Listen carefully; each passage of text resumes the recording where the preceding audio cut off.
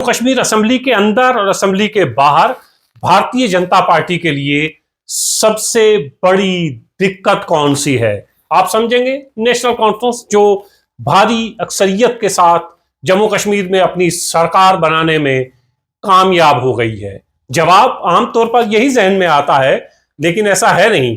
Assembly की पूरी कार्रवाई आप देख लें और फिर भारतीय जनता पार्टी के नेताओं के इंटरव्यूज जो असेंबली के बाहर वो देते हैं वो देख लें तो भारतीय जनता पार्टी के लिए सरदर्द बने हैं महराज मलिक। एक अकेला महराज मलिक पूरी भारतीय जनता पार्टी के ऊपर भारी पड़ता हुआ दिखाई दे रहा है। भारतीय जनता पार्टी असेंबली के अंदर इस उम्मीद से आती है कि वो नेशनल कॉन्फ्रेंस को घेरेगी, वो सरकार को घेरेगी और सरकार फिर पलटवार करेगी, लेकिन अंदर आते आते पासा पलट जाता है और भारतीय जनता पार्टी को एक अकेला शख्स, सबसे पीछे बैठा हुआ शख्स महराज मलिक काबू में नहीं आ रहा। भारतीय जनता पार्टी अब अंदर और बाहर महराज मलिक की ही बात करते हुए नजर आते हैं, क्योंकि भारतीय जनता पार्टी के ऊपर जिस ताबड़तोड़ तरीके से महराज मलिक हमलावर होते हैं वो नेशनल कॉन्फ्रेंस भी नहीं कर पा रही है, वो पीडीपी और कांग्रेस भी नहीं कर पा रहे हैं।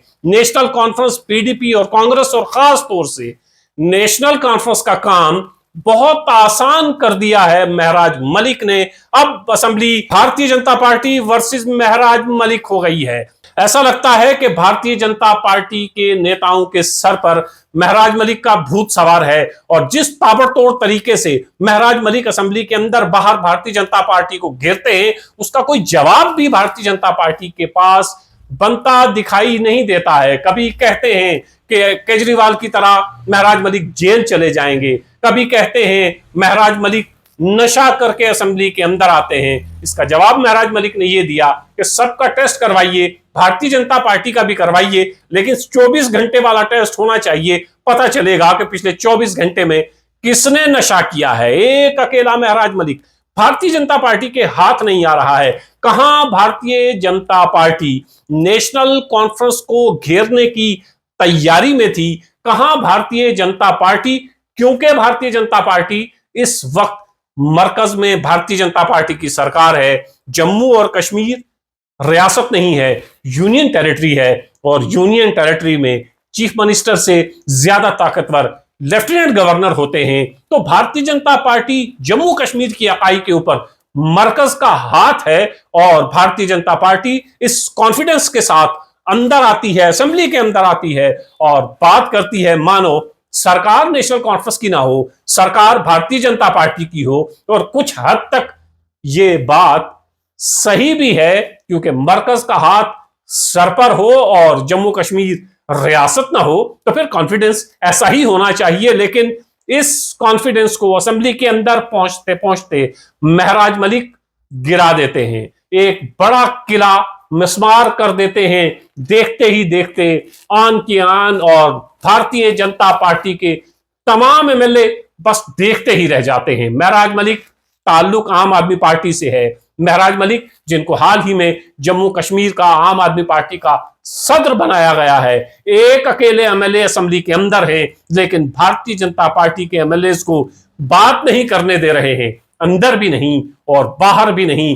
भारतीय जनता पार्टी शुरू में नेशनल कॉन्फ्रेंस को घेरने की तैयारी में थी और टकराव नेशनल कॉन्फ्रेंस और भारतीय जनता पार्टी के बीच में था और इस बीच में बहुत संजीदगी के साथ वहीद परा हमें दिखाई देते हैं कि वो किस तरह और कितनी संजीदगी के साथ अपने लोगों की आवाज बनते हैं। वहीद परा वो शख्स हैं जो सिर्फ अब अपनी असेंबली के नेता नहीं हैं, बल्कि अब उन्हें पूरे जम्मू कश्मीर के लोग अपना पसंदीदा रहनुमा समझते हैं। जब से असेंबली के अंदर वहीद परा बोलते हैं तो फिर लोग उन्हें ही सुनते हैं, लेकिन भारतीय जनता पार्टी के पास ऐसा एक भी शख्स मौजूद नहीं है। श्यामलाल शर्मा एक वाहिद ऐसे एमएलए हैं जो लॉजिक के साथ अंदर बात करते हैं। बाकियों को कभी पाकिस्तान याद आता है, कभी नेशनल कॉन्फ्रेंस का पाकिस्तान से रिश्ता याद आता है, कभी हुर्रियत कॉन्फ्रेंस याद आती है। नहीं याद आते हैं तो अपने लोगों के मसाइल याद नहीं आते हैं। नहीं समझ में आता है कि नेशनल कॉन्फ्रेंस को जो सत्ता में है उनको कैसे घेरा जाए, कैसे उनसे सवाल किए जाएं, क्योंकि दर्द सर महराज मलिक बने हुए हैं। जो भारतीय जनता पार्टी कोई बात करती है तो महराज मलिक खड़े होकर उसका जवाब देते हैं। अब तो भारतीय जनता पार्टी के लोग ये कहने लगे हैं कि महराज मलिक नेशनल कॉन्फ्रेंस के साथ मिले हुए हैं और नेशनल कॉन्फ्रेंस उनको आगे करती है।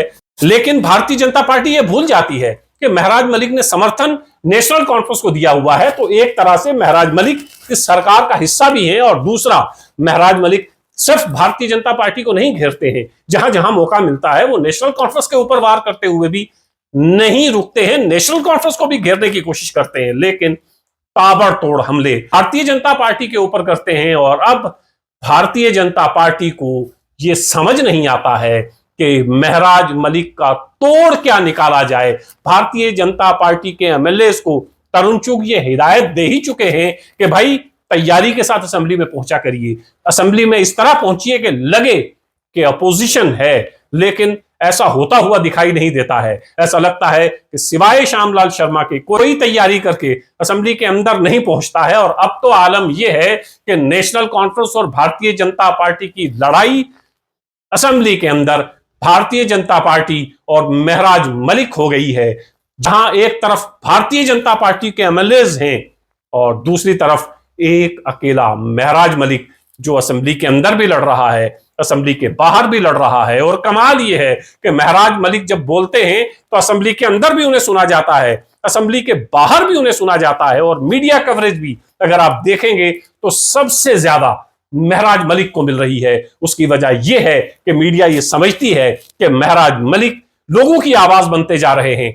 महराज मलिक का लहजा कितना भी सख्त हो, लेकिन बात वो गरीब लोगों की, आम लोगों की, अपने लोगों की करते हैं और लोग उन्हीं को सुनना पसंद करते हैं। तो मीडिया भी उसे दिखाता है जिसे लोग सुनना पसंद करते हैं। तो महराज मलिक दर्द सर बने हुए हैं भारतीय जनता पार्टी के लिए, और भारतीय जनता पार्टी महराज मलिक का तोड़ निकालने में अभी तक कामयाब नहीं हुई है।